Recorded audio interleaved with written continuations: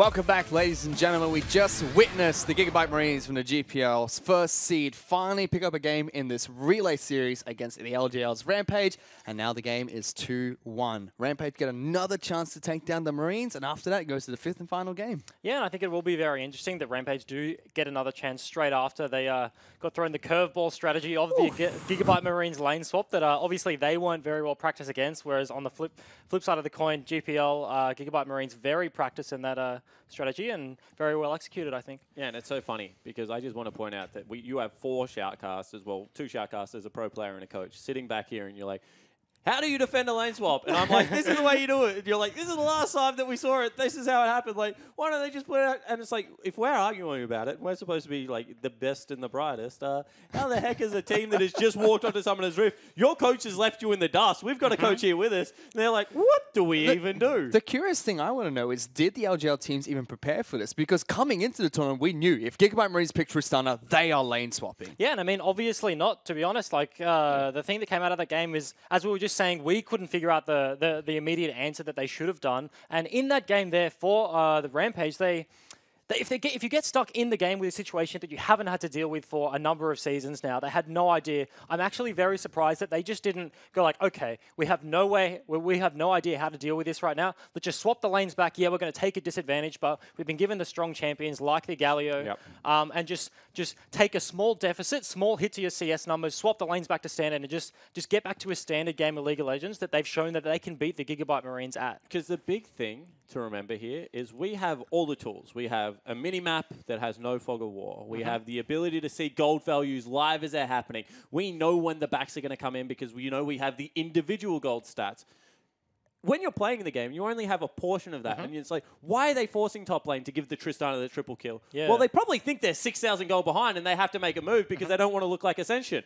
Why are they then forcing mid lane? It's like, well, top lane went all right, and maybe we can do this, but Tristana's already gone back and got her shop in and then comes in and wipes the floor again. Like, you can't. There is so much more pressure on Rampage in that game than anyone can possibly imagine playing against a new strategy and falling that far behind in the early game. But something we did touch on going into this match was this was the perfect storm for the GPL. As we've mentioned before, the idea between giving top lane turrets fortification is the fact that we're not trying to eliminate lane swaps, we're trying to make it a forced strategy. So this is Gigabyte Marines' forced strategy. You can see every single champion they picked has something to do in this lane swap strategy, and it worked. Now, what piece of the puzzle are the LGL team going to take away to stop this? Yeah, absolutely. You have to look at this graph. You see Tristana topping the damage charge, and she is the key to this composition. You pick the, gold on, 18k gold. Probably top the damage charts on top of that. But Tristana is definitely the key. They pick the Scion to be able to suicide clear the waves in the side lane if he needs to, has a lot of wave clear. The Lulu to buffer up the Tristana in the late game as they got to the team fights. I'm assuming Rampage are going to be looking at that game. They're going to go back in the huddle with their coach. And look at the Tristana pick and be like, okay, we haven't dealt with this one. We haven't dealt with the lane swap. That is the key. Take it away. And then, as we saw before, try and take the standard game to Gigabyte Marines. You're pretty right. I mean, that's a lot of damage that's coming out of Tristana and not much that's coming out of the rest of the team. You can see Gallo, he's a big tank. Jarvan, unfortunately, was just stuck against Scion, so his damage probably would have been 3 times harder if he was hitting any other champion in the game. But, I mean, it's just, you have to ride the fine line now between what do we ban away to pull the composition apart without throwing away all our key bans that we want to actually shut down the actual team fight compositions that the Marines can throw at you. Because there is an overreaction here, and that is, let's remove Scion, Tristana, and Talia. Yeah. That's the overreaction. You go in, first 3 bans, you're getting none of them. And they're like, well, if we didn't have Tristana, we didn't really want to play Scion on top anyway. Yeah. I agree, and as we said, Tristana is the key, and not to mention the other champion that we hadn't seen up until this point was the Rakan, and throughout the course of that game, even after level 6, Rakan W, because it's on the delay, the Tristana W buffers, so he uses the quickness, his ultimate, gets the charm, gets the knock up on Trist, and she just sits there and she's like, all right, see, and just bops away. So we also had a couple of insta QSSs out, like as soon as it hits, and that's the big thing because there is as long as you get the buffering, which is what we're talking about, even if the quickness hits you, there's a minute second, and it is very slim. Very, very But small, if you're hitting both buttons, you're probably going to get out of there still. And the only champions that would be able to do that are Ezreal and Tristana. And Tristana gets significantly further away than what Ezreal does. But it's also much harder to pull off as Tristana. Ezreal's is like an instant blink, hers is a little bit of a travel. And Ezreal is also just not a good champion right now, so it's very unlikely that the Marines are going to pick that one up in her place. They do feel very different roles on the team. Oh, so, for sure. And I think like I was like thinking about this, like what do you pick for turret taking potential? And in the past, it was Jinx and Tristana. Jinx because of the ramp up on the minigun, Tristana because of the satchel. Tristana is definitely the better turret pusher at the moment. Like, hands down, there is not even a comparison with Fortification. Jinx will not fulfill a similar role. So I just don't feel like there's another 80 carry to take into it. Maybe, though, there is a Ziggs pick that you can take into it. And that's the only thing I want to throw out as a curveball before we get to draft is if you take away Triss, do they do the same thing with Ziggs? So I'm curious. Gigabyte Marines had picked blue side coming into this game. What if they take away another piece of the puzzle, being the Gragas in the jungle or the Scion pick? Stop the wave, please, so you can just dive the bottom lane. Elise still has wave clearance. She's hard to dive. I mean, you can even play something like Olaf and just take your blue buff, sit bottom lane, and just like chug. Is that what he says? Like whatever he says. Like just keep throwing axes. With the Brolaf. No, but taking it a step back, the Ziggs could do it. I guess it does fulfill like a fairly similar niche, but then you've got to worry about are we having too much AP in our composition? We have to pick like a mid laner, maybe like a Zed or not even Corki now. He's gone from like 50-50 magic damage, to 80-20. So Lucian possibly. But now they're on the opposite side of the map. The Gigabyte Marines, as you just said, are on the blue side. So in terms of banning away from Rampage, it gives them even more restrictions on the red side. They have to ban away the things. Well, they got Gallo that game, but do they look to ban away the Zac, ban away the Gallo, all the other OPs? Like, how much flexibility do they have in this draft? And do they use their third ban on the Tristana? I think Gallo is no longer a must ban. And I say that with the smallest grain of salt because I think that you... Actually... So I would disagree. I think there are responses to it. We saw that it was pretty even in the mid lane, and the push definitely... Because now I think what made it not a must-ban for me is triple ring stack got nerfed. Okay. So now he can't shove out mid laners, and there is an answer in the top lane if they blind pick it in the form of Fiora. So if triple rings were still very strong, I would say you can just sit in mid lane, he instant clears the wave, and you can't outshove him. But now we've seen Taliyah outshove, and I think that we'll see things like, maybe even Orianna be able to get the push and be able to leave the lane a little bit earlier. But we're talking about Gallo and how he gets into fights. He needs people to assist him. So in that game, Gigabyte Marines gave him the Rakan and gave him the Jarvan, two champions that absolutely excel at that. And honestly, the game kind of slowed down when the lanes got standardized. Gigabyte Marines got the bot turret, got the top turret, and it kind of slowed down for a while. And even in the back end of that game, Rampage were finding the picks, albeit slightly over-aggressive in the mid lane. With the Galio, though, they went for that dive, didn't work out. But in the bottom lane, they were finding catches with the Galio ult coming in, temporary numbers advantages. So I feel like... If that's Syndra, if Lee Sin kicks... Taliyah at you, and you're a Syndra, you just alter. She still dies. Galio isn't the pivotal piece for me. I don't know. It's pretty close to call, but I think he's definitely really strong. I mean, like, he's we're definitely just arguing semantics of like, is he like S+ tier? Because there's lots of S tier champions now. Is he the same strength as like Zac? Who at the moment, like, you don't even you can mis-execute Zac, and it's still very annoying to play against. Well, I feel like teams like international, like TSM sort of thing, they get flamed for picking Galio. So there's definitely room for mis-execution on Galio sort of thing. He's not in the Zac category. Have we actually seen a Zac game this tournament? It's been absolutely permabanned. So yeah, Galio's gotten through a few times. In this game, I was actually surprised initially that it made it through the second ban phase. I was completely surprised. Yeah. But obviously didn't do enough for Rampage in that fight. Didn't pull out the win. So it's really curious to see what they're going to be able to do here because, again, like they're just so unpredictable. The Gigabyte Marines, even though they picked up such an interesting team composition, yes, it looked like Rampage were dealing with it all right. 3,000 gold behind, which is all the turrets they lost. And they made practice plays top lane, but instantly, one small mistake, which is a botched top lane dive. They still came out ahead in terms of the kills. They still clawed back 1,000 gold for the team. They got an outer turret. They lose Baron. It's just that they tipped Tristana over. Like, the big thing that you have to look at is where did the gold go? And it was evenly dispersed across a Rampage lineup, but it tipped Tristana from that I'm a little bit ahead to the I'm the carry of the team now and just feed everything into me. And then, the Baron also did that, but then the mid lane dive gave her, I think, another 3. She got another 3 kills. Yeah. Yeah, and honestly, the key word here for me is depth, right? Coming into this game, we've been talking about the depths of the GPL as a region, and then in this format, it doesn't favor them. But honestly, depths of the Gigabyte Marines right here in this game, do they have another strategy? Because Rampage have beaten them before earlier in the tournament. Do they have another... I'm not going to say cheese, but another niche strategy that Rampage haven't seen before that they can pull the win over with. Well, regardless of the outcome of this match, this is going to be the last game that the Gigabyte Marines play at Rift Rivals. They're up against Rampage. Currently in this tournament, they are tied 1-1. Rampage won in the group stage. Gigabytes have won one of the games of the grand finals. They'll definitely be out for blood to show that it was just a flash rune in that last match, and they're still kings of this tournament. We are into Champion Select, and picks bands are going through Gallo, Zyra, Elise. Bands coming out from Gigabyte Marines, Zach and Tristana. The bands come out from Rampage today do take away the 80 carry piece of the puzzle. Curious to see what the final band is going to be. Has to be Rek'Sai. So you go Rek'Sai, you go Tahm Kench? Nah, has to be Rek'Sai.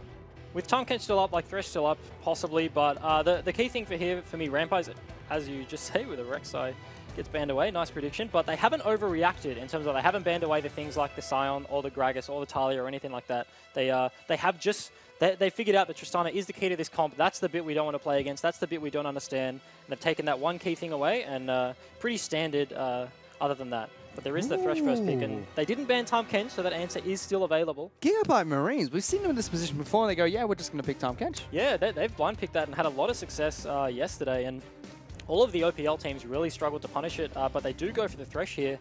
However, I want to discuss maybe an unpopular opinion, and OPL fans will yell at me, but there are so many picks that you can play in the OPL that will not get punished to the same extent as if you're playing it against a world-class team. And you know exactly what I'm talking about here. Renekton's one of them. Or Alistar back in the day. So, like, is this a case of they've actually read the fact that, you know, if they take it into Moyashi, if they take it into Dara, that they are just going to hard punish the Tahm Kench? Yeah, potentially. And right, looking into the games yesterday, the OPL, I'm now going to put myself on a bit of a roast. I don't think the OPL is known for its bot lanes. Our bot lanes are fairly weak comparatively. I think mid lane is our strongest role. And Direwolves, who won the most recent series, they play around their solo lanes. Our solo lanes are very good and not our bot lane. So they didn't get punished yesterday. So is this Gigabyte Marines being like, hey, okay, Rampage, the rest of the LJL, they do actually have strong bot lanes. We are going to respect that. We will get punished more than they did yesterday, so they do opt for the Thresh pick instead of the blind pick Tahm Kench. And they get Caitlyn. Yeah. Again, Rampage have gone, we're going to play Varus.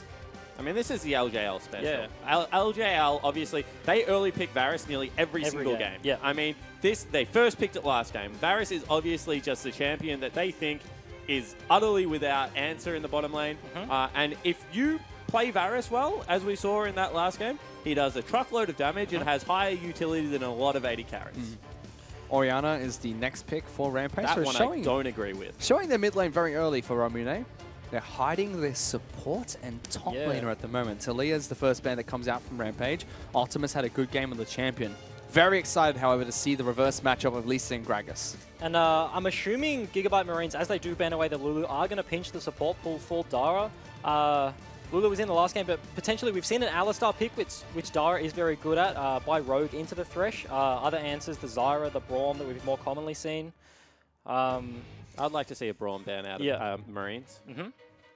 I think remove the opportunity for the front line on Rampage. So all they have is a Gragas right now. Potentially front line coming out of the top lane. But remember, the first champion Seer played at this tournament was Thresh, and it was against the Direwolves. He played it to great success. It was into a Tahm Kench. Into a Tahm Kench, the counter lane, and honestly, they just bullied King and Destiny really hard. Even in a matchup that they shouldn't have been winning, they were winning. Level 2 Spike got the nice hook into the flay, and then completely roasted them from then on forwards. And you can tell Gigabyte Marines are not afraid of the Tahm Kench. They haven't picked their support yet. They don't ban at second rotation. Say, you don't play Lulu. You're not going to play Lulu. You're not going to play Rakan. Go on, pick the Catfish. Nah, they're going to pick Braum. The reason they're going to do it is because they are going to run a very heavy split pushing top lane for Evie, which is why they have left it until the last pick, and it is most likely going to be the Camille. They banned Jax last time because they wanted to go towards it. They realized very early on that they needed to pivot towards teamfight, and that's why the Jarvan lock-in did come in through the second rotation.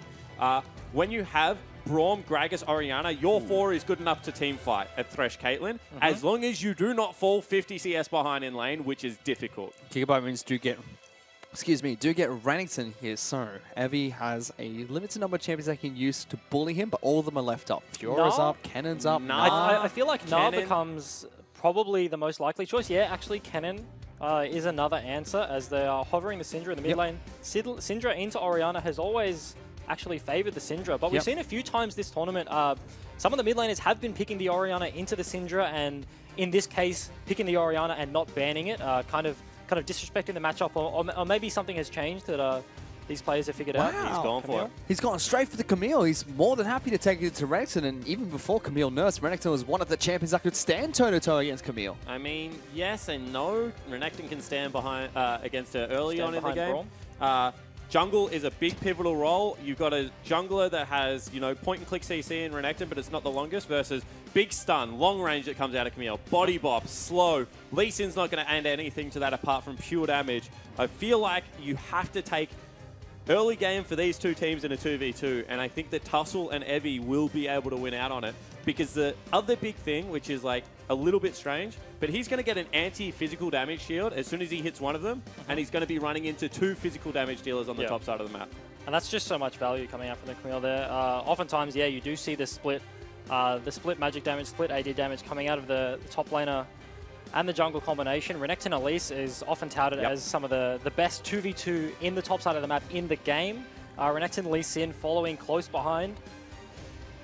I would nearly rather Renekton Gragas, to be honest, than Renekton Lee Sin. Level 6, definitely not, but for that level 3 gank in the top lane. Gragas just has the ability that he can just hard force whenever he wants. He just has the flash in the early game. As long as he doesn't burn it on like a, I don't know, some level 1 shenanigans, he should be able to force the play on his terms. And yeah, point and click CC, following the belly bop, very strong. And the coaches shake hands there. This is the last time they'll take to the Rift for Japan. It is a chance for the LGL to bring home the Rift Rivals trophy in this match. They are at match point, currently 2-1. Gigabyte Marines, they need to win this game to hand it off to Ascension to try and take down Detonation Focus Me, which is another team that has looked fantastic at this tournament. And I think that the Marines have got a stronger draft. I mean, I've just spent a lot of time saying that what I like about the Rampage draft, but I think that if this is a standard game that is slow-paced, which we've seen out of a couple of these teams so far, that the Marines looking down top to bot, Thresh Kate, Syndra, Renekton, are just going to be able to dominate it. Yeah, just on paper, they just have the good matchups. They have the good scaling. They not to mention, I guess they have decent scaling. The Syndra, the Caitlyn will get better as time goes on, but Braum often, other than Tahm Kench, is a very good answer into the Syndra, able to deny a lot of that damage as they do look for an invade. Very early from Rampage. Just going to get a couple of wards down, it seems. Sorry, from Gigabyte Marines. Possibly scared of maybe another lane swap, but yeah, with Kate, I mean, she's got good wave clear. So this is something Gigabyte Marines did in almost 100% of their games in the regular season, which is if they're on blue side, they put a ward on blue buff. If they're on red side, they put a ward on red buff. We didn't see it too much during this tournament. Yeah, interesting. It is very brave face check in the blue buff. When a Braum is on the enemy team, Tauga is one of the best level 1 champions in the game. So from what we've been told, the reason for this is because Gigabyte's Marines, historically, the win condition is to unlock Levi, go duel the other jungler, get ahead that way, and scale the other lane. So now he knows Tussle has not started at blue or Braum. So I think the reason we haven't seen it at the moment, as we take a little bit of a warp back in time, the reason we haven't seen it is because jungle pathing is no longer predictable. You can start XP Quinn. You can do Raptors into Wolves into blue. You can do red buff Raptors into Scuttlecrab. There are so many different ways that you can clear the jungle at the moment that I feel like one ward doesn't give you enough information. You need the 2 wards. You need the 3 wards. But in this instance, though, Rampage did actually opt for a fake leash onto the blue buff, which Gigabyte Marines ward would have spotted out. The Thresh Caitlyn lane for the Marines, they did leash Levy on the red buff, knowing that they had full vision of the Rampage bottom lane. So yes, there are unpredictable patterns, but in this instance, they actually have a very good read. Yeah, because when they went into the match against the Direwolves, there's a tweet coming out from one of the GPL casters saying that that's what they were going to do. Didn't do it, so haven't seen it too much from them. This game, they throw it out. Curious to see what they're going to get from it. That ward will not spot out Tussle taking his blue buff now. GPL casters just throwing smoke bombs everywhere. Interestingly enough, Chief Swiffer would be very happy. Claire would as well. Neither mid laner running Biscuit. They're both going to be running extended buff duration in this matchup. It's such a funny thing to talk about, but what you have to be is confident in your early game that you're going to be able to pick up CS and therefore not run out of mana and not get zoned. But at the same time, Orianna versus Syndra is so heavily dictated about who has blue buff wing, because the shove is so incredibly important. So having extended buff duration versus Biscuit actually at times puts you over the edge of this mid lane battle, and that will not be the case. Yeah, absolutely, as we do see Levi just clearing his topside jungle. He's taken everything except for his Krugs. Meanwhile, Tussel's got him busy. He's picked up the first Scuttle Crab. He's cleared out most of his jungle except for Wolves and Krugs, working on the second now. Did he get the first Scuttle Crab? Levi got the top. Levi did, sorry. It's definitely a blue crab. I was about to say, Levi, honestly, playing for the Rampage squad, I think we'll put them over the edge. 2 junglers on one team, 6 versus 4. He's going mid lane now. Let's see if we can get this gank going against Ramune. Flashy. He's a level up, so it's level 4 against level 3. Jumps into a ward, good damage, forces the cleanse, decides not to follow up with the close range Q. I mean, it wasn't going to kill him, and it would put him underneath turret range, so the cleanse certainly is enough at this stage of the game. Yeah, and you were calling for the flash. He does get there in the end with the ward jump. Doesn't need to burn the summoner. Yeah, insta cleanse on the stun. Oh, these guys Archie going for a solo kill against Evie. He got the dice, doesn't follow through. Was that his second dice? Must have been, because it took out the rage bar. Yeah, it doesn't take out the rage bar on the first. Look at Levi. He's looking for it. There is a flash available for Evie. Misses the first Q. Evie heals up with the low sweep. Will slow him up. Gragas over the wall looking for this fight. Evie stuns him up. So much damage. Big play from Tussle. And Levi's stuck. Body block. He's going towards the turret. He's trying to body block. Jumps over towards his wall. Can he get out of this? No more flash available. There's a turret there. He wants to execute. Archie flashes. He wanted the turret aggro. This is a big mistake. First blood for Tussle. And now Evie picks up the second. And all of a sudden, Rampage turned it around off a mistake out of Archie. He thought he had to take turret aggro. The creeps were going to be there anyway, and his jungle was dead. Yeah, the Marines were just trying so hard to get that kill, and then he just doesn't land the Q onto Evie. Levi gets chased towards the jungle. As we were talking about the flash body slam from Gragas, Archie was trying to help his teammate out, but he is didn't too actually. Nice of a guy. Yes, he didn't need to flash there. The minions had already taken the turret aggro, and they both go down. And against the top side of the map, like Tussle, like Evie, this is it's going to be a big deficit. But at the same time, I love Archie. He is GPL Jubes. He is like, I am in there so hard to help you that I will flash into an enemy turret just to take they're going for a fight. Archie's going to get taken out. It's a solo kill for Evie in the top lane. And, you know, good guy Archie fights for his friends, but still gives the opponent something to work with. Poor GPL Jubes. He's so far behind now. That was the 600 IQ play as well. If that worked, it would have been so good. I have a question, because yesterday we were talking about so much Sears, Tom Kench. There's a bit of competition between them, I think. He was flashing into Zyra ultis, eating his teammates. Yeah, Archie's just won best. Archie's just won best teammate award. Which one of them is Jews? Is it Archie? I reckon. Okay, he burnt the flash. Flash into turret. I can respect that. I think we can give it to Archie. What is going on? Evie's now in the mid lane. Going? He's rotating down, looking to try and help Tart. I don't understand. What are you doing here? Go back top lane. I mean, is a wave in a good spot? Can you please show me the creep wave and not the I guess he's like, well, Archie was a good bloke. Archie's actually in a really good spot. I was going to say that it does alleviate a little bit of this pressure onto Archie, but as you said, it is pushing back. So I think that solo kill was a product of Archie. They got double killed on the top side of the map, and he TPs back to lane. He's like, damn, this is slow pushing in. I need to push this in, and in the end, he sacrifices his life to get the wave in. He's up 10 CS, but will be down in gold. The 0-2 versus the 2-0 of Evie. 2 kills. He's probably about 30 CS for Evie at the moment, so he's up quite a bit of gold. And he's also picked up a big wave, he's as you so aptly pointed out last game. He had that up the first couple of kills. He's absolutely, I don't know, the Camille pick just seems so important. That's why, you know, did they pick blue side fish? Yes, Gigabyte Marines picked blue side. Yeah, not sure I would have done that against Rampage, because they had responses against Camille, and I don't feel like one of them would have been Renekton. I feel like it would have been a Jax, or at least a Kennen pickup. And it's quite interesting as well, as we were touching on prior to the game, I feel like this blue side pickup, obviously they have differing opinions, otherwise they wouldn't have gone for the choice, but as you say, gives them less... Ooh. They got a bit of a trade. That's how you use the Orianna matchup at this stage. In nearly every matchup, I think it's fair to say at the moment. Blow the ulti for a bit of a chunk and get to push in the wave. But yeah, as I was saying, give them less counter picks in the draft, and also opens up the lane swap strategy, but not so much. This bottom lane, though, we haven't checked in with it with all the action on the top side of the map. We might not even be able to, because Tussle is walking mid lane. Now that's just going to help Ramune out, but it's going in favor of Gigabyte Marines in terms of the push. Tussle's still very even. Move. He's like, I'm down of camping experience. Tax a bit from Let me get that mid lane experience. I mean, the big spike for Syndra is, as they're looking for a stun. Stun connects, slows him down, throws a crab at him. In fact, throws the crab, and that gets hit by Levi's Sonic Wave. But yeah, the big point in the Sidra lane is the level 6. If she ever hits level 6 prior to you hitting level 6 against her, the Orianna, she can look for the all-in, and it's past that point, so taxing a bit of XP, probably not the biggest deal. As we were checking in the bot lane, this matchup with the Caitlyn advantage going just about as expected, the double range versus the short ranger of the Varus and the melee of the Braum. Now that Yatoro Miyasi has hit level 6, possibly he could look to swing with the ultimate, with the CC and the engage potential. Tussel's flash is up and he is on the bot side of the map. However, because the Marines have been able to keep pushing in that lane, they do have a lot of vision control. They've got the crab.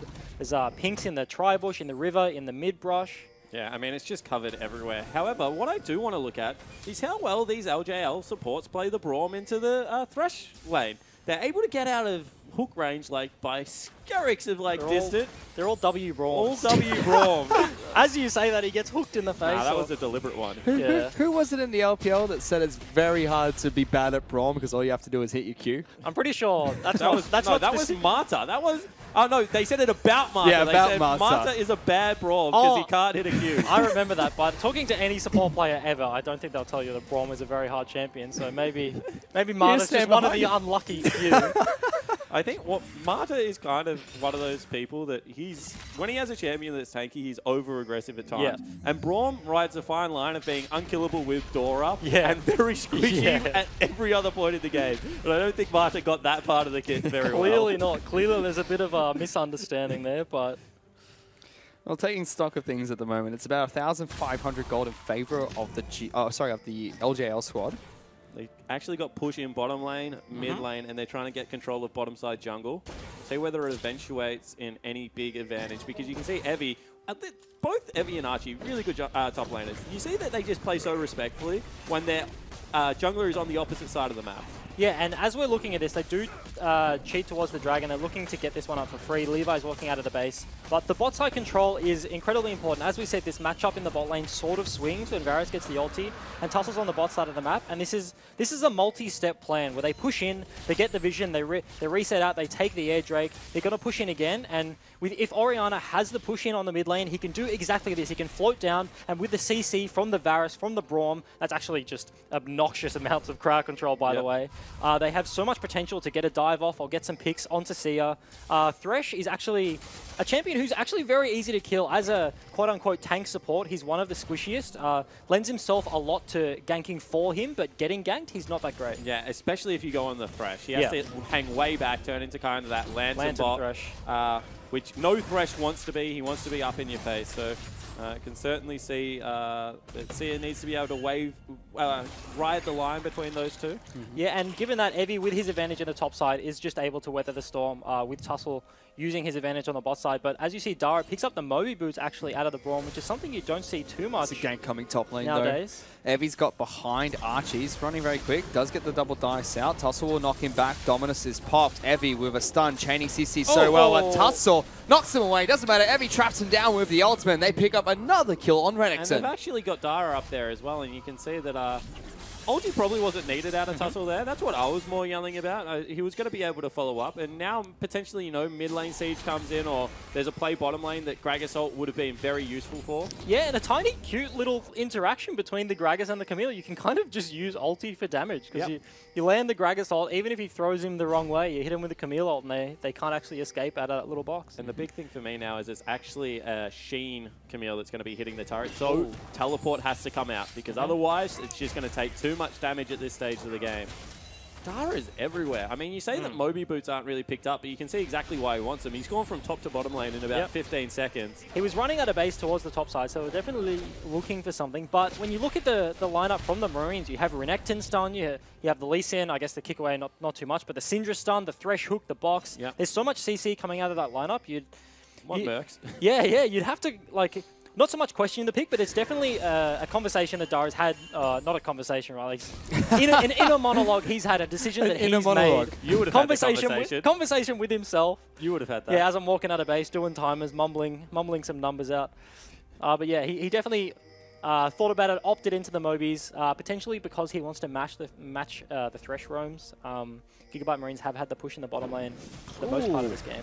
I love that we were talking about how much CC comes out of this bottom lane, and the QSS pickup has already happened out of the Caitlyn. That is such a respect pickup. He feels that the game slipped a little bit. It's going to put him behind tempo, but Caitlyn's a pretty good laner anyway.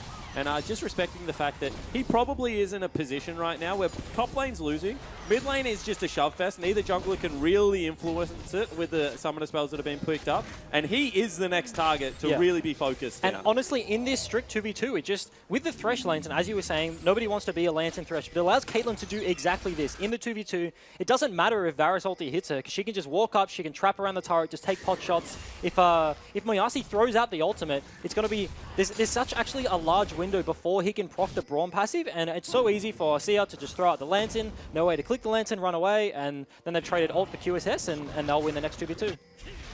Levi now looking to get some counter jungling done for himself, but it's just trades, blue buff for blue. And you can see with that QSS pickup, they feel like they have complete control over that bottom side because they've even traded the map in half. They're going to look to take turret on top side with the turret dive. Bottom side, exactly the same thing. Archie in a bit of trouble here. Stuck underneath his turret. Evie will get the first stun. Bodybot follows through as well. Does he get knocked back? Tussle waiting for it. Archie going to get jumped on, takes so much damage. And Ramune's here as well. Tussle just tanks the turret for his team. Great dive. So turret's already gone. Mid lane's being pushed in. What do they actually get here? Because first brick, worth a kill, definitely. Kill and a turret, however, is an equal trade. Mid lane pressure going over to the side of the Gigabyte Marines. Orianna going the long way, especially with the bottom lane turret as well. Also about to be under fire. I feel like the Marines got the better end of that. Yeah, absolutely. And it's just the little things, right? They're farming 2, 3, or not so much 3 now that Renekton's died, but they're farming 2 to 1 waves of experience. They get to get all the pushes in. They're up in the tempo, so push in the bot lane. Syndra gets to push in the mid wave, get a little bit of a chunk of the turret before Ramune can get there, and it's just these slight advantages that the Marines have been showcasing, that's how they like to play. And cut the map in half again, because we're going to get the lane swap coming out. You can see Braum already into the jungle, doesn't want to give his positioning away, just wants to sweep out some vision. Camille actually heads back topside, so we're not going to do it.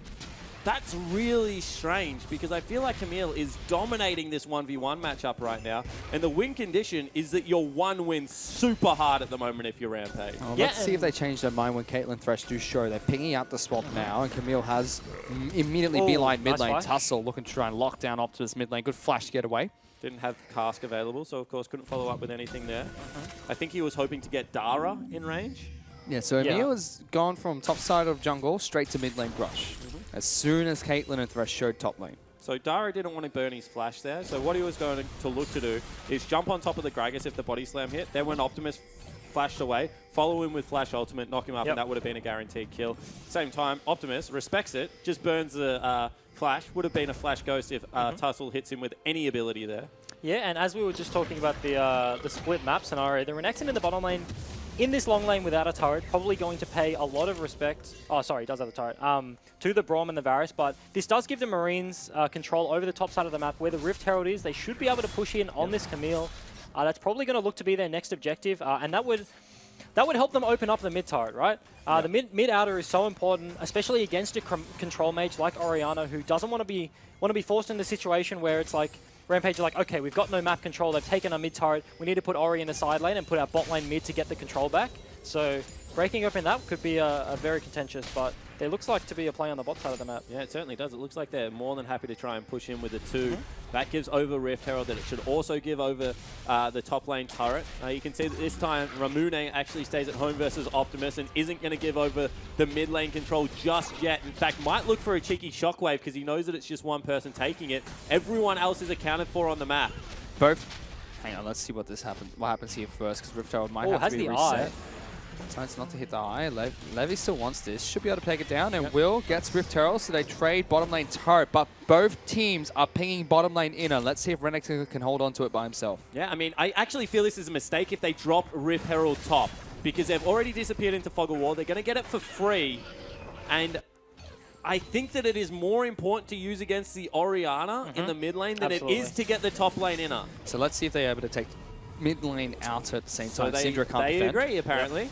They actually just hold it because they ducked into Fog of War. But in saying this, they give up their own mid-hour. They've just picked up the Rift Herald and they have the capacity to get their Rampage turrets. So giving up one of their own, bit iffy. And I feel in terms of like a trade between giving up your own outer or taking the top outer seems almost irrelevant. Yeah, it certainly does. I think that what the big thing for Rampage is they had a tempo advantage because they didn't take the dragon. So they took turret as well as a neutral objective. Rampage didn't, and they were able to stream down mid lane with the Camille, and because everyone else was occupied for the Gigabyte Marine squad, they actually lose out. I think they thought that the double air Drake was going to be enticing enough for the Rampage lineup that they wouldn't have the time to make that rotation. And now in an open match, even if Rampage lose that mid lane turret, 302 Camille with 20 CS should be enough to control the side lanes and really give the Gigabyte Marines a headache. Yeah, and this is just what we were talking about with the more standard game. Gigabyte Marines on your screen in a standard game. Absolutely. Archie, we've touted as a very smart player, but he has been put in the position where Evie just has the brute force advantage. He has been put in this situation before as Gigabyte Marines are looking for mid turret, but... Did they pop Rift Herald here? It seems like they did. Who will charge in Does and pick up get the turret easy. So they do end up trading. LJL do pick up a slight gold lead off the back of that, about 600 extra from where they were before, so it's now 2.6 in their favor. Looking to just take the second air turret. I mean, sorry, air turret. Air turret. Elemental turrets. That's the next iteration of I was going to say mid-season patch. I actually want that to happen. Like one turret, like Element TD. Like outer turrets like do splash damage. They're really hard to push into. Like inner turrets used to give you a shield. Yeah. I mean, inhibitor turrets used to be laser beams. That was great. I didn't like the laser beams. The slow used to really irk you. Yes, good way of not swearing on broadcast, Rick. I like it. Oh boy. Fantastic. But yeah, as they do pick up the second air Drake, as we were talking about earlier, as those do stack up, become more and more useful. Especially for the Camille. Now she's able to navigate between side lanes, wherever she wants on the map, incredibly quickly. And I mean, that small little move speed boost, right, is going to give the Camille the ability to navigate those situations, the 2v1s where Levi is collapsing onto the Renekton lane. Renekton not going to be able to hold Camille by himself, so definitely going to be putting other people down there to help him out, and that extra bit of move speed is kind of the tiny difference between life or death. So, taking stock of things again, gold lead has not changed. LJL about 2.5 ahead, 5 kills to none, 3 turrets to 3, and 2 ad dragons picked up by LJL. might have caught Syndra here. Potentially. She's 3-0-2 as well, 4-speed Requiem. Syndra does have quite a bit of damage, but we'll back off. I mean, both teams just play so respectfully. Evie's like, there's no reason that she would be here, overextended by herself. She's already put the ward down. Tussle must be somewhere in the jungle. Now, of course, would be spotted out, but before then wouldn't have been. And at the same time, the Syndra is like, well, I'm not going past this point in the map because that's as far as my vision line goes, and I don't have anyone with me. And I mean, as you talk about Levi clearing out that pink, that's even more so just painting Evie in this good light. That is a lot of respect. They did actually have shallow vision in the bot side jungle, but yeah, just respecting anyone coming from potentially like the golems, Lee Sin clearing those, or anyone just ghosting the Syndra behind in the lane. For now, both teams happy to farm. Where's the next point on the map? Is it going to be Baron? Yes. In every 1-4 comp, Baron becomes the primary objective. Oh, that's a flash forward. They're trying to lock down No Way. Gets a Dark Passage before Winter's Bite can get propped. I feel that's a little bit over-aggressive out of Dara. Ulti as well as Flash. And No Way already has a QSS. Yeah, so he has the QSS, so I think he was probably looking for the Flash ulti knock-up into the Varus route, but yeah, if No Way played it as he did, he just waited and then took the Lantern away, didn't actually land the Varus ulti, they didn't even fling it actually, so didn't need to burn anything, and just doesn't play too scared, reacts to the situation accordingly, and Dara kind of blows his Flash for free. It's honestly, as a player like Dara, like a very aggressive, an Alistar, a Braum, these are the sort of games where you're getting really antsy because you've got the lead and you feel like you should be able to do things in the top lane. Though, yeah. Ramune's been caught out. Flash play from Sia. Ramune throws out the ultimate early, but Optimus is able to stun him on the back end of that. He's still trying to run away and take down Levi with him, but he can't. But look at this. The LJL squad are all rotating up here. They're trying to trap Gigabyte Marines. 3-on-3. No ultimates available for GAM. Let's see what they can do. First, Sia gets stunned up. Good knockback onto Tussle. He's at half health. Yutori will lock him down. So they'll kill Thresh first. Do they get anything else? Dara, Winter's Bite, Levi. No Way's going to come as well. They knock him back into the team. He's going to flash out. Levi very close to getting taken down. Optimus gets tagged by Winter's Bite. He's being stunned. Yutori trying to fight with the back line. 90 caliber misses. Meanwhile, Evie's got a solo kill in the back line, so RPG going to continue pushing on forward. Tussle! Sniped! Why would you step on that trap, Tussle? Why? Let's still go for it. Optimus gets tagged again. Yutori is very healthy, but 3 members of GAM are here. Yutori got access to the creep wave halfway through that and healed himself back up to full. That means that GAM has to run. It's a 2v2 across map, but because of how strong this Camille is, she's going to push for the base. And absolutely, on the back end of that fight, you see Rampage in the 2v3 scenario. They're not going to win the fight, but they know Evie got the solo kill in the bot lane. They just want to stop the recalls from the Marines so that he can push in, takes that inner turret, and then pushes all the way into the in-hit turret, as you said. So it's 2-7 in kills, and the first bit of action we've had in a long time puts the LGL squad so far ahead, 300 gold shy of a 4,000 gold lead. Ooh, look at that Camille, 4-0-2. Has got a completed Titanic Hydra versus what is the makings of what looks like a Randuin's Omen. And I just don't think that's going to be enough against the true damage, unfortunately. Archie, you are in for a very rough game. Yeah, he's been the rock of the Gigabyte Marines for a long time. A lot of questions were thrown his way when he was in the top lane again, but he did well the tournament. However, this game, Evie's just been styling on it. It certainly has. Let's take a look at how it happens. Waits for the ulti to run out, you have to assume, or maybe he doesn't even have it on and it's just a visual there.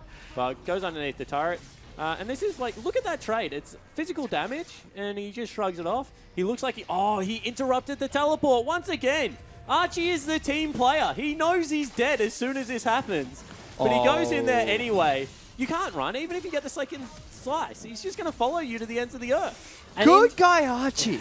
Again. I mean, in this competition between him and Sia, right, Archie definitely takes the cake at the moment. But Archie has shown in this situation that he can actually perform. He cancels the TP, does the team player thing there, sacrifices his own life so that his team does not get cleaned up by Evie on the Camille. But in previous games on the Kennen, got really good flank TPs out, great communication with his team. So in this situation, very far down, but has the potential to still make good plays. And he has the teleport advantage, which I think could be crucial, because at this point in the game, if Baron, if they get a pick and then Evie has to start heading across the map running, for the next couple of seconds, he has the ability to TP there straight away. Instead, not going to happen. It looks like Rampage have certainly identified that fact, and they're just going to stall out for the 3 minutes until it's back up and available. And you have to remember what Archie's death gave them. On the top lane, yes, they traded kills there, but Gigabyte Marines were very close to being taken out. Camille definitely would have changed things. And because they're all topside, that would have been Baron. So losing a turret and a death keeps him in the game. GPL Juves is doing all right for an 050 Crocodile.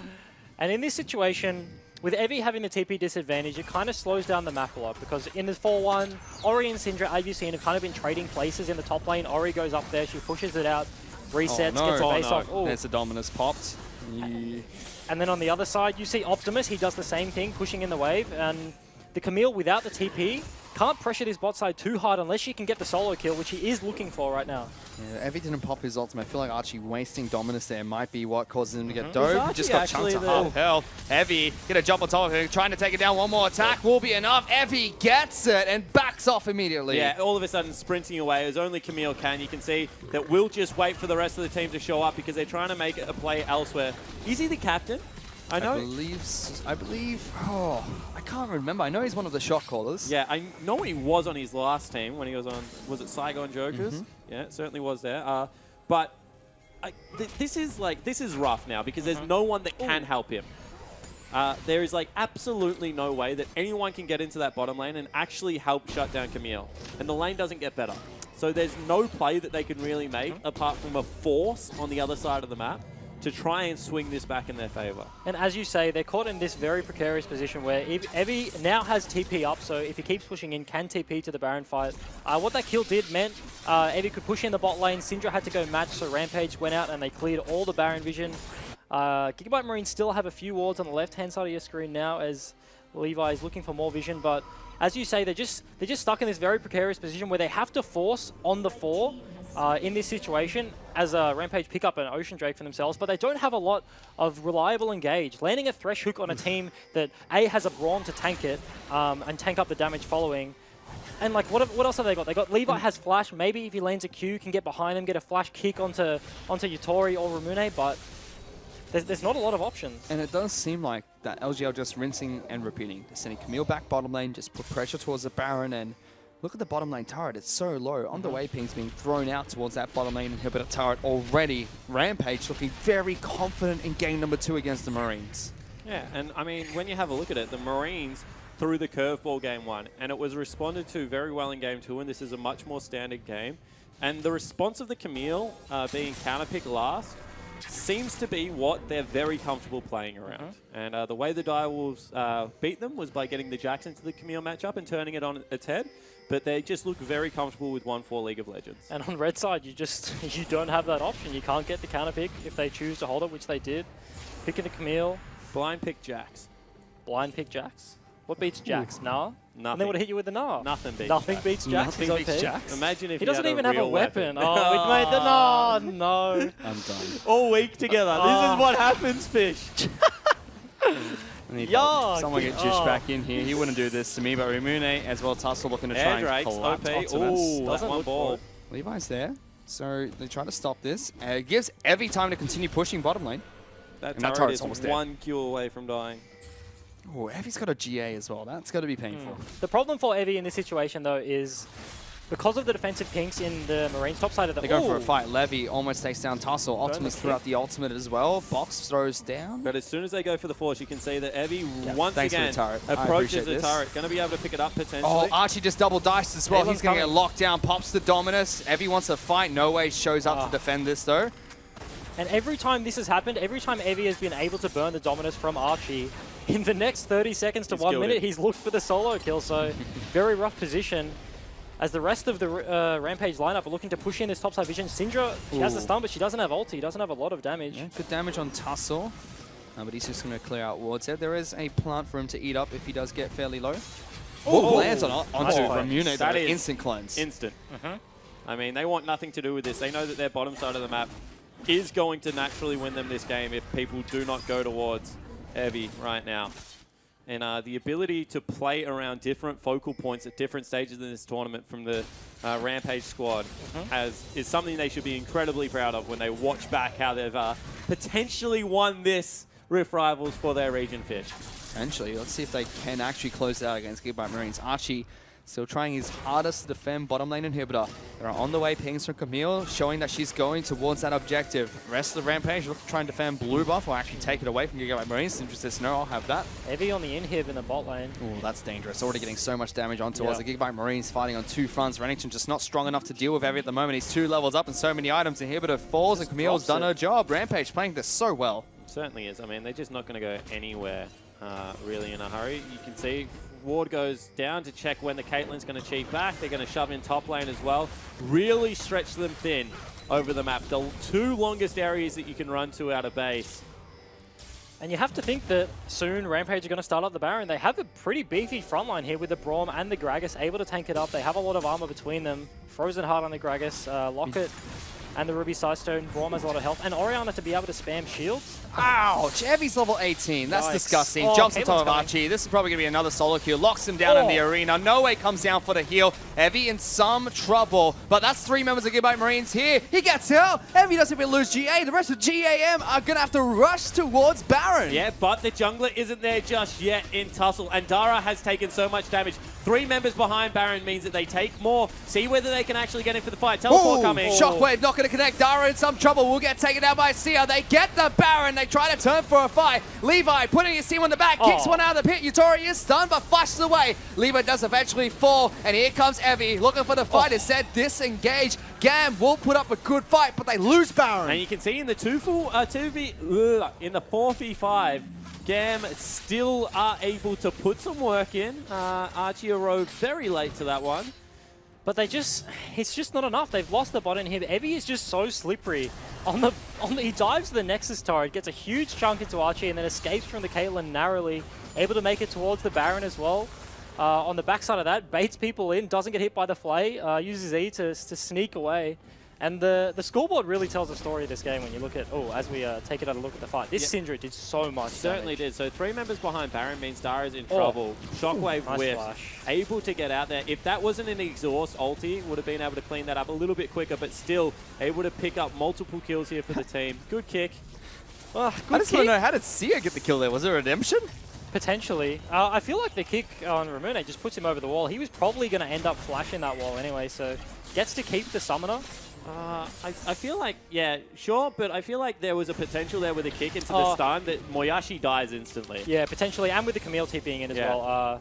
If Oriana lives for a bit longer there or has the capacity to stay in the pit, Evie could. I mean, he's got so many items on there. He could have just cleaned up that Warmogs. There we go. Yeah, that's a bit of help. Camille is now split pushing top side of the map where there is an even turret to be taken and an inhibitor after. Warmog's one of the most underrated split pushing items in the game, purely because if you get chunked and you don't have lifesteal, you come back in 30 seconds and you're absolutely full health. I mean, makes her a big team fighting threat as well now with all that health. Passive. Absolutely stupid passive. Rampage looking to try and take down 2 inner turrets. Camille works on 1, gets it. Now onto the inhibitor against Archie again. Meanwhile, the rest of Rampage are slowly chipping away at mid lane inner. Also, if you play ARAMs, which I know a lot of people do, and you're playing a tank and you have 3,000 health, get a Warmogs. On ARAMs? Yep. Are you an ARAM guy? Not really, but I have lots of friends. Why would people trust you with the ARAM purchases? Because I'm an analyst, man. Look, get Sinju's on this desk, and then we can talk about ARAM a little bit more. For now, Rampage continuing to push down mid lane inner turret. That's going to fall. Evie says, all right, I'll 2v1. Bring down all the Marines. I'll take on all of you. Archie tries to dash on in. He's going to take some damage. That inhibitor turret is already very low just from Evie split pushing. Rampage get access to mid lane inhibitor with the rest of their 4. Trap set up by No Way, trying to deter Rampage from pushing any further forward. Yeah, but you can see that this time, the GPL team is doing a better job of defending the base. This is not going to be a 3 inhibitor take. They are actually pushing out bottom lane. They're trying to deal with topside, and they do have tools. Ooh, this is a 2v1. Evie's looking for a 2-on-1. Calls upon Dara to come up. That Warmogs will start to give him some health back. Yeah, they do have tools to engage on the mid lane is what I was going to say, Fish. With, you know, Ghost being available on Optus and no flash being there for Moyashi, there is a chance that he can be eliminated. And as you were saying, they do have the tools. They do have the Caitlyn trap set up, but Evie is just drawing so much pressure in the top side of the map. You think if the Rampage lineup just stopped rotating towards Evie? Oh! They hook on towards Tussle, locking him down. Good damage onto the Gragas. Great trap as well. Dara jumps in, trying to take one for the team. He's trying to win the best dupes of war, but he was going to fall first. Redemption comes out. No Way gets that kill. The rest of Gigabyte Marines still want to charge further forward. Archie in the backlines. Stuns out Ramune. They're trying to fight this one, but they've lost an inhibitor during this time. Still trying to just kite back. Shockwave only connects on the Levi, but he still goes further forward. Jumps back out immediately. Optimus with the flank. Wants to get these stuns. Trying to keep the dreams of GPL alive. He'll go into stasis. They take down the AD carry. Ramune in trouble. No Way gets that kill as well. And Gigabyte Marines somehow pull off a team fight. They certainly do, but their base is in shambles. You can see an inhibitor respawn, but a turret still falls down on the Nexus. And that is just Optimus playing courageous League of Legends. One person, one flake, and able to get multiple stuns. Absolutely. And in this situation the Gigabyte Marines find themselves in right now, they win the fight, but they can't get an awful lot out of it. There's nothing for them to take on the map. They're getting shoved in all over the place. They do lose the top inhib, potentially secure themselves maybe an Ocean Drake if they can push out.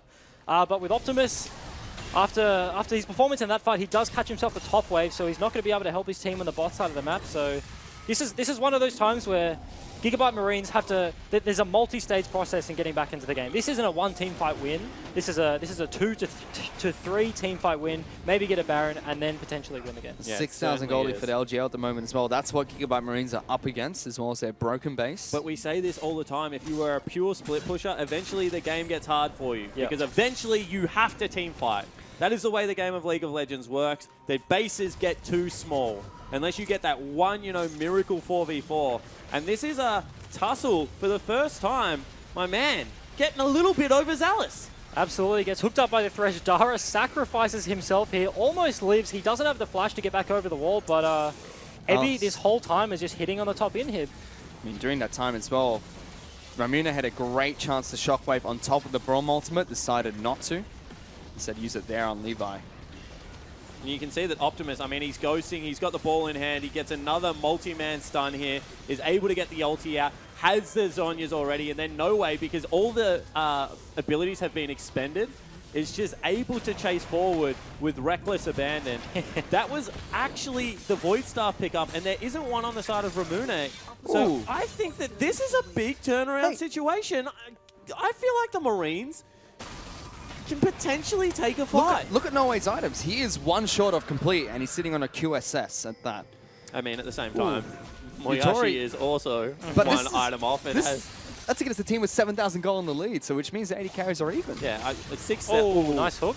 They're trying to lock down Evie. Still gets over. That's not fair. So many times Evie has been able to buffer CC with his E in the top lane when Optimus got that flank on the team. He still got the stun off because the Camille came out on the wall, stunned the Syndra, gave them a brief moment. Look at the health! He's back to I full. hate that item. Yeah, yikes. That's, Stupid.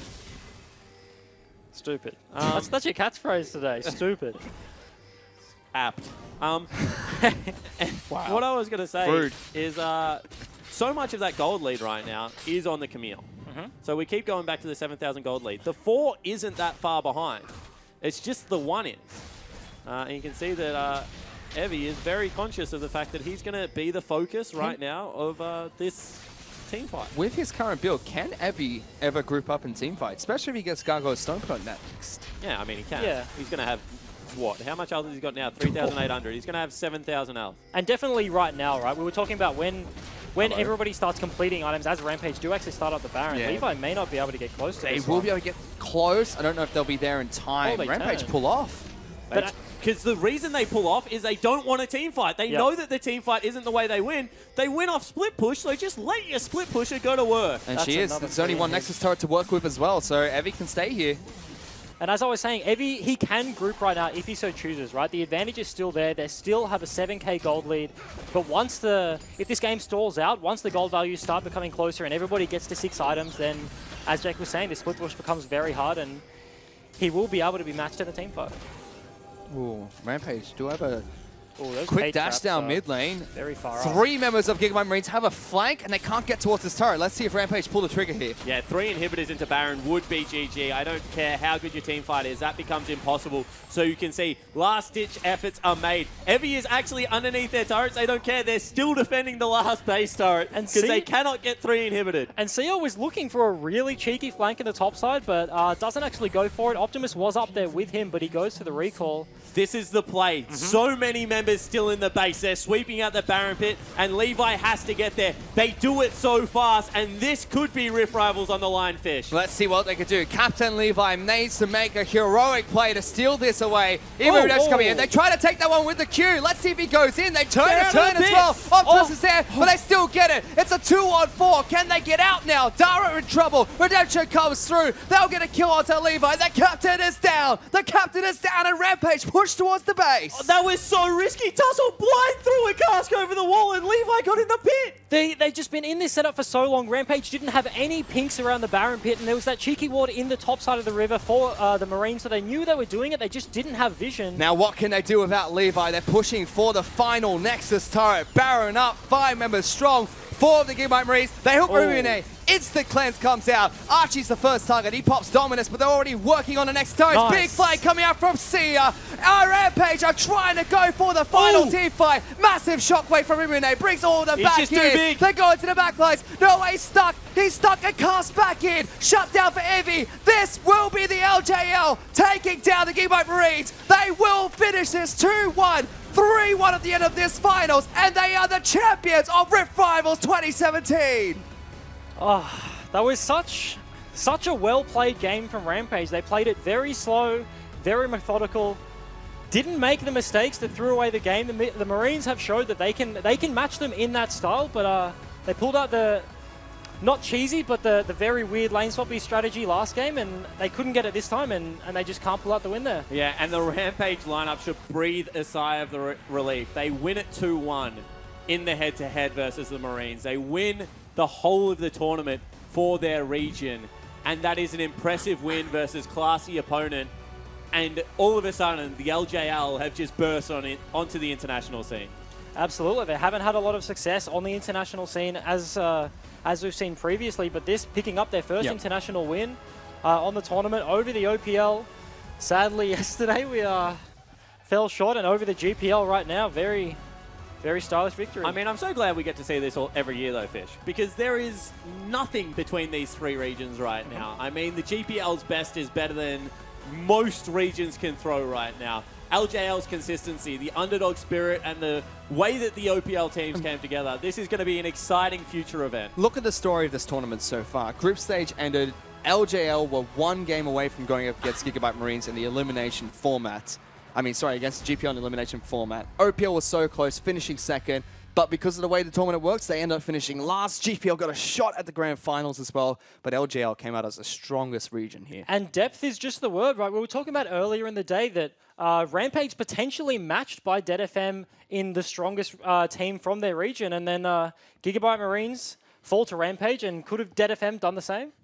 Potentially. I mean, we'll be able to find out in the future because ZFM, they look so strong as well. Rejoining us on the desk is going to be Jish as well. So we've got 4 people back on here. Koala is somewhere missing still. I think he's a bit sad about yesterday, but hopefully he makes an appearance later on. How you going, Jish? How was that game? Oh, that was really exciting. You know, I sort of, thought the game was pretty much done after, that early gank top and just got turned around. And then I sort of watched the game drag on and on and on. And I was like, wow, okay, who's going to win this? Yeah, I mean, the Marines are a patient squad. And you could see that even in the 1-4, they knew that they could leave Archie down there. And as long as they didn't give away Baron, which eventually they did, but if they didn't give it away as soon, that they would scale. And then eventually Evie would be in the base with everyone else. But you say patience. They didn't have too much patience. As we saw earlier in the day, Ascension just leaving all of their Hinhibs to die, giving away the Baron and the Elder Dragon.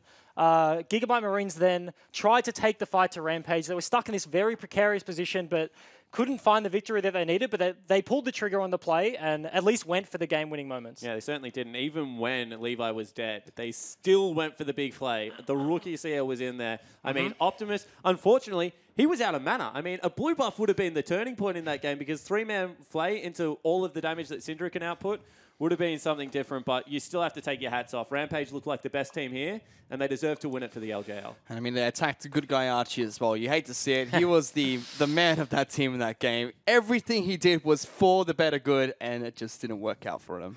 I mean, Swiper likes to call himself the rock on the top, but I think we found the real one. Archie, the Gigabyte Marines seem to rely on him so much, and so many respectable performances out of him today, but in that last one, just was taken advantage of, I'd say, by Evie. Well, yeah, he was, but at the same time, his jungler gave over first blood on the turret dive. I mean, how bad does that have to feel? Like, Levi giveth, Levi taketh away. In a different game, he kills Camille there. They've absolutely forced her off 2 waves of CS and is able to do great things. But unfortunately, when you play that aggressive style of jungling, sometimes it bites you in the ass, and today it did. But you have to give hats off to Archie again, just because coming to the tournament, a lot of people had doubts for him, moving back into the top lane, and when he went into MSI, a lot of people thought that he was a liability as a support for Gigabyte Marines. This time around, had good performance. I think that was one of the few games where he didn't look that great. I mean, every now and again, pundits need to just be quiet. That's all I'm going to say. I've still read... I'm using that against you one day. I've still read Reddit threads all the time where this guy sucks in the top lane. Why do they keep talking about it? It's like all the little things he does on Summoner's Rift. He's not dominating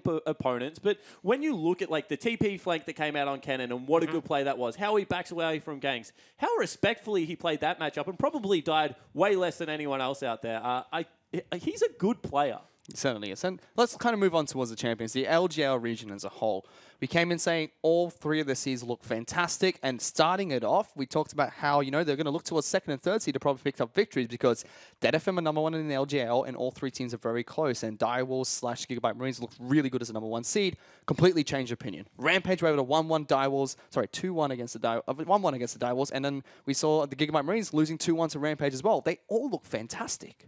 Yeah, actually, some tough competition at the top of the table, and actually, I jumped between ships multiple times throughout today because I was saying, I think Gigabyte Marines are the best, and I was like, oh, maybe Dead FM, and now I'm thinking, Rampage put up a phenomenal fight in that last game, and they do look really clean. And not even to mention, you were flip-flopping between the teams, Gigabyte, maybe Rampage, Dead FM. You were flip-flopping between junglers coming into the tournament. You're looking at Levi like this guy is a god, but then you have the junglers like Steel, like Tussle, really stepping up to the plate.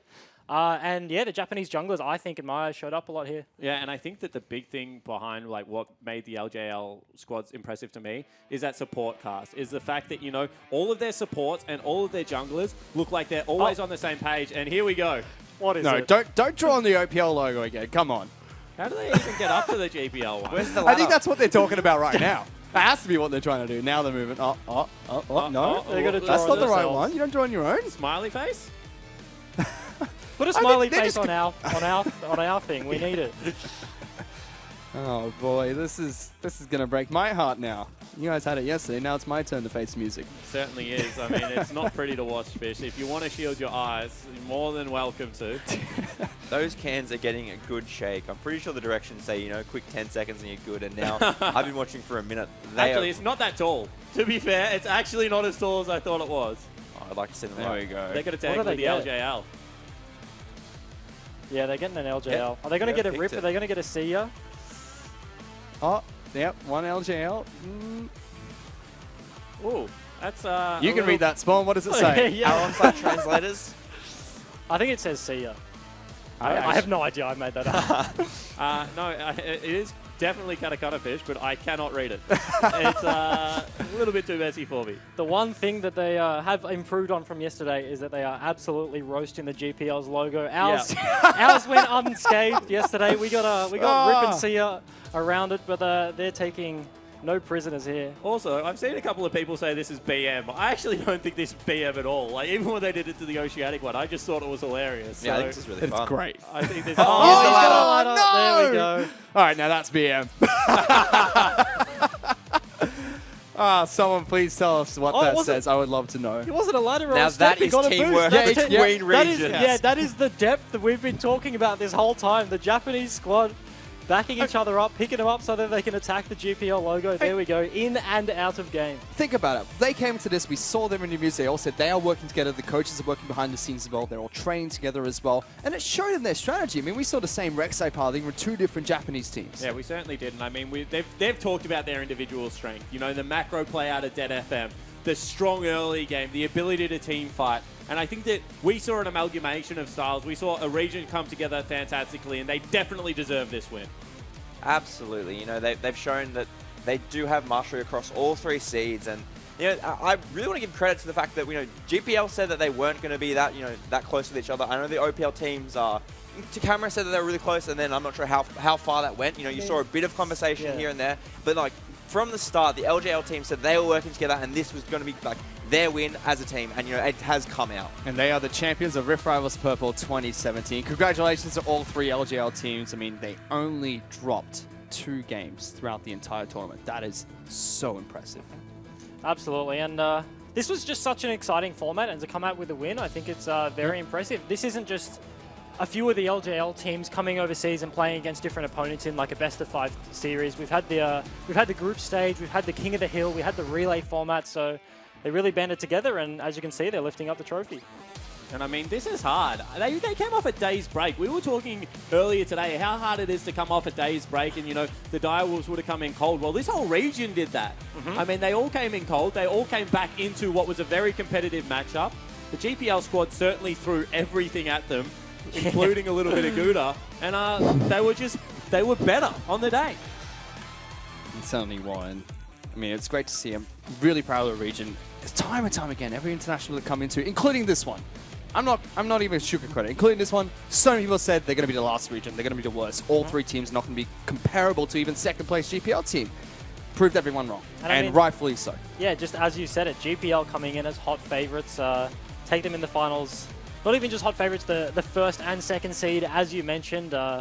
But that Japan just come out too strong and beat them in the end. Yeah, and I mean, the victory of Rampage over Marines to close this out, I think is the sweetest way you can go. Yeah. Because the Marines showed in Game 1 that they are a very good squad. Like, that, you know, lane swap, they have the strategic element. I mean, they're a fight-heavy region, but they have the strategy down pat. And then if they hadn't have beaten the Marines the second time, people would have said, oh, it was a fluke during the group stage and the depth is what won it. But that's not the case. Their pinnacle is as good as any of the pinnacle coming out of the play-in regions right now. And I mean, the most my favorite thing about the Gigabyte Marines is that they have the balls to play this lane swap style that a lot of the wildcard teams look up to Korea, look up to NA, EU, and play what they're playing, right? There's this trickle-down effect, but the Marines are like, no, lane swap to be nerfed. We're going to pick Tristana. We're going to perfect this style ourselves. And I mean, they're the only team in the world playing this, and they showed it can be successful.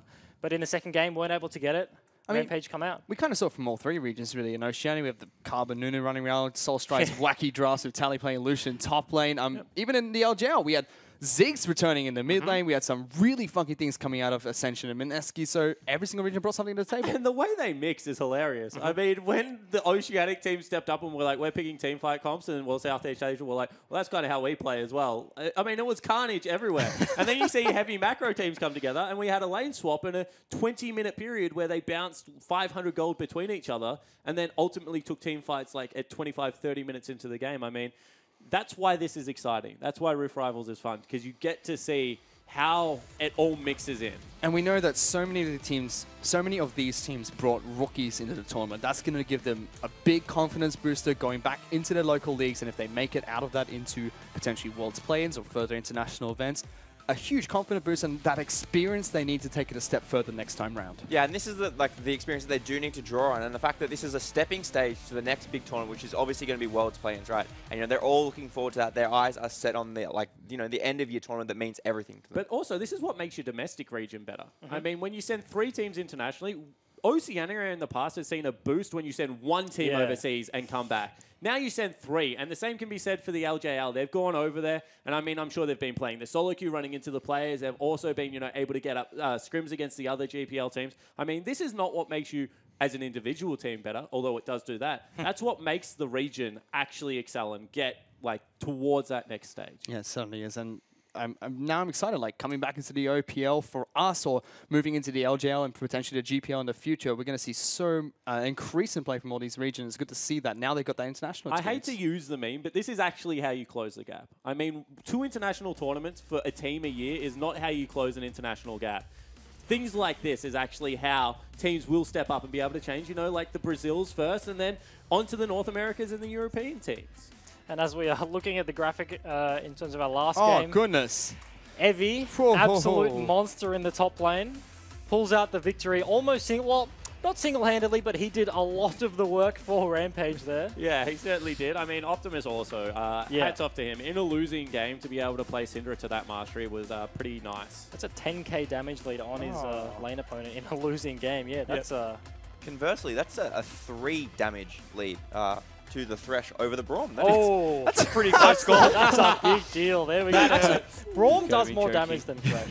Does he? Yeah. Not in this game. Because everybody... Well, actually, sorry, you're right. But because everybody procs your passive. So that's true. You get the boys to help you out and bump up your numbers a little bit. Oh, boy. Well, there you go. That game was a fantastic match to watch. I mean, Evie really stole in the top lane to help with Tassel. That's how they gained the lead, and from there on out, LGL just controlled the pace. Gigabyte Marines looked like they're going to fight back, but every single time, LGL just shut them down. And I want to, once again, just rebuild the narrative that this wasn't Evie versus Archie. This was Evie and Tussle coming up trumps over Archie and Levi, who were absolutely able to dominate yesterday. And I think that the fact that you have to include Tussle, because without that counter gank, without him running top lane, honestly, I would have been like, you're dead, mate. I'm probably going to go to your turret and take you 2 creeps waves of experience and be level 5. But he flashes. He's able to get in there and actually clean up the play. I mean, that's how League of Legends should be played at the highest level. And the best thing about it is, though, I don't think it was actually touched enough on the cast, is that Renekton is actually a good matchup into the Camille. And I know it's something that a lot of comfortable Renekton players would like to take it, because they have that 1 to 2 item, maybe 15 minutes where they will control that lane. And, Evie just completely shut him down. There was no chance of him getting ahead, and the game was so much harder for Archie to play from there. It certainly was, and with that, Rampage able to pick up the win. And speaking of which, let's take a look at the results for Rift Rivals Purple. First up, we're going to take a look at today's results. It was a 3-1 victory that went in favor of the LGL over the GPL. So that's the only graphic that we have there, but the rest of the tournament, I mean, it was 5-1 for the LGL in group stage. Oceania picked up 3 points, with only the Marines picking up 1 for Southeast Asia. Went to all 5 games yesterday as well in the King of the Rift format, which was so exciting to watch. And I hope we get to see more of that in the future, because that really put team to team basically test to... I can't do words. Yeah, interregional strength was really what we saw there, right? So we saw the 1s versus 1s was great, and then we saw 1 versus 2, 2 versus 3. That just shows you how the different regions match up across the board, right? And I mean, we were talking about experience, and being able to come into the tournament as Sin and actually have a crack at what was the first or second best team here is something that I'm sure Dockler and Ryoma and FBI will take and learn, and, you know, people like Juves and Rogue will remember forever because they've been playing for such a long time, and I don't think they would have ever been pushed like that and how they were in that game. I mean, take a look at what they did after they beat Ascension. I mean, in that second match with the Kingdom Reformer, the Sin United were just running everywhere. They were dispersed. They were going crazy. I think Rogue was on the floor at one point. He was walking past interviews. Had no idea where he was. No idea where the cameras were. But yeah, like coming into the tournament, nobody would have expected Sin to have that sort of run, and now they have that under their belts.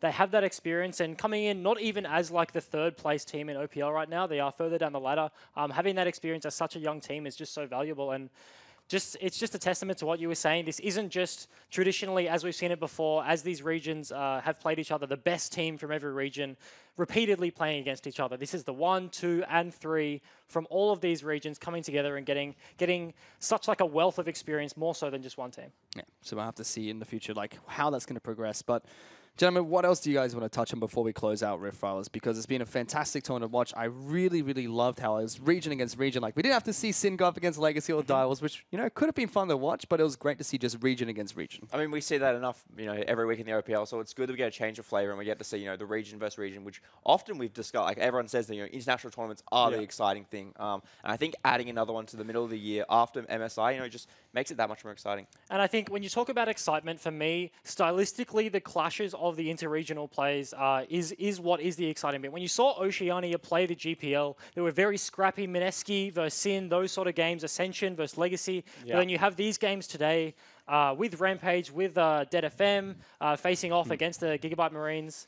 Like, they were just very clean games, and you just saw like a wealth of different styles across the board, and there was just so many different things coming into it. And you get to see the responses. I mean, I've seen Legacy run comps with, you know, Nunu around the OPL, and teams have not seen what's hit them. And then you just see the Marines take the big deep breath that everyone thinks that you should be able to take, and just knock down turrets around Summoner's Rift without even a 1-3-1 comp, playing Victor in a side lane in what should have been a control mage meta. So I just think that, you know, the playstyle, it's cool. Seeing the good teams step up and rise to the top, and then seeing them battle it out against people of like likewise skill, it's incredibly fun to watch. Well, for all you Oceanic fans back at home, just to remind you guys that the OPL will return on July 15. If you guys are an international audience and you're not raising your koalas for the OPL, do remember that the rest of Rift Rivals are still going on. I believe there were 2 other English broadcasts, being the LCK, LPL, as well as the LMS, as well as NA against EU, and those are going to be fun tournaments to watch too. Yeah, I don't want to spoil it because I'm sure people have been watching this, and if I give away anything, but, you know, the LCK, LMS, LPL was going on at the same time, day one of that, and there have been some big upsets and some huge drawn-out games that have gone for a long time. So do yourself a favor, you know, when this is done, shut off this stream, rewind the VOD, watch it from the beginning, get on board and support those guys as well, because there's just so much great League of Legends going on at the moment. I mean, that's not the only Rift Rivals that are going on. I believe there's 5 different tournaments. Some of them, unfortunately, do not have an English broadcast, but if you're interested in the regions, head over to the multiple websites to find out what you can find about that. But that's all for the Rift Rivals Purple here. I'd like to thank Spawn, Jis, Ejim, as well as our 2 analysts that appeared on day 1, which is Jake and T-Gun, our entire production crew for putting this together, all the players, teams, and their support staff for putting up a fantastic tournament, and you guys back at home for watching. Thank you so much for all your support. We'll see you guys next time. Redemption coming in. Exo forced to flash, and Mind flashes forward, gets the kill. Zen using his own ultimate, gets jumped off by Neo as well. He might fall for this one as well. Daisy comes in for the slap, but it's a double kill picked up by Remind. Remind already in the back lines on top of Exo. Doesn't get the kill. Shutdown coming up with Syndra. Neo's now in some trouble. Herechi has to put up a good fight. Already taken down Kaigu. Exo low, forced back. Hook goes wide, but Upman stuns up the Kennen. That's a double kill for Kennen. Hummus is going to fall shortly after. Herechi wants to continue chasing forward. Exo comes back out from the fountain, forcing Unsoul stuff back a little bit, but they do get the inhibitor. Kaigu trying to get into the back lines. Hummus and Zen taking a bit of damage. Good double lock coming up in Exo, but he gets hooked into the team. Force the flash away. Hummus charging the ultimate, incredibly low. Zen and Hummus both low. Ultimate comes out. Ace in the hole connects, doesn't get a kill. But look at the base. The base is dying and during this time. Kaigu and Exo trying to go 2-on-3. They get 2 kills. Exo gets the shutdown. Can he take down Neo as well? Doesn't have to. Kaigu wants to do it for him. And Appman's TPing right now to the base. Kaigu going to be able to pick up a kill. Remind in some trouble, trying to Valk on top of TG's head. Flashes over the wall, can't quite get him, and Kaigo's still chasing further forward. But as you mentioned, Upman's in the base. He goes on a killing spree. This crocodile is unstoppable at the moment. We'll take the final inhibitor somewhere across the map. Reminds me how to outplay Kaigu. Renexa's got a shutdown. What the heck is going on? I believe this is going to be game for Unsouled stuff. Hummers is going to try and defend this one, but there's just too many creeps. Upperman just going to hit the Nexus over and over and over again, and it puts the LGL up 1-0. Oh, Steel going for a fight against Looney. He smites the red buff to get some health back, but it doesn't matter. He flashes away from the Q4 Ghana. Steel, what an absolute beast. He's on top of G4 as well. Vivid trying to help him. Gets the hook. Oriana's here as well. He'll be popped by both Eddie carries. Almost threads the needle on the second Q. Steel misses it. Hits Warlock though. Still jumps in, knocks him back. G4 in the back line. Seros gets a kill. He immediately on Lloyd. G4 jumped off by Seros. Trades 1-for-1. Double kill for the Oriana. And the rest of the section are going to fall 1 by 1. Low health on dead FM. Doesn't matter. Java is stuck. And everyone for Detonation Focusing piles on in. Only 2 members of the section alive.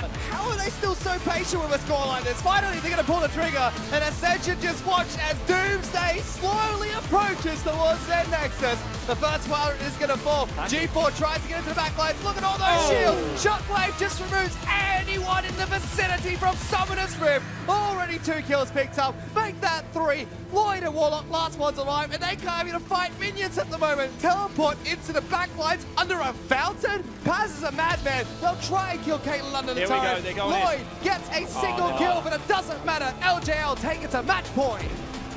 They're going for it. That's a flash forward. Levi gets good damage. Utori's going to try and flash away. Archie gets first blood. Levi almost going down. Dara wants it. Turret hits him. The cannon minions attacking, and he will live. Dara trying to go back in. Levi flirting with them. Evie's here trying to clean this up. Optimus in trouble. He's going to flash away. Body box. Here comes Dara. Double knockup. He wants 2 for himself. Auto attacking Levi. He'll get 1. Evie coming back for the second. Optimus somehow escapes. Archie's in trouble. They need a bit more damage. Hook down the flag, Evie. Doesn't matter. Double kill for Dara. Oh, they're going in. Tassel kicks back Optimus. That's the mid laner. Big cast coming out from Levi. Keeps him alive. Saya's going to try and keep him alive as well, but Tassel gets that kill. Redemption in between the turrets. Rampage need to try and duck out. No way, looking for the first kill. Gets the reset. Taunt comes out from him, but he's going to bump on his head.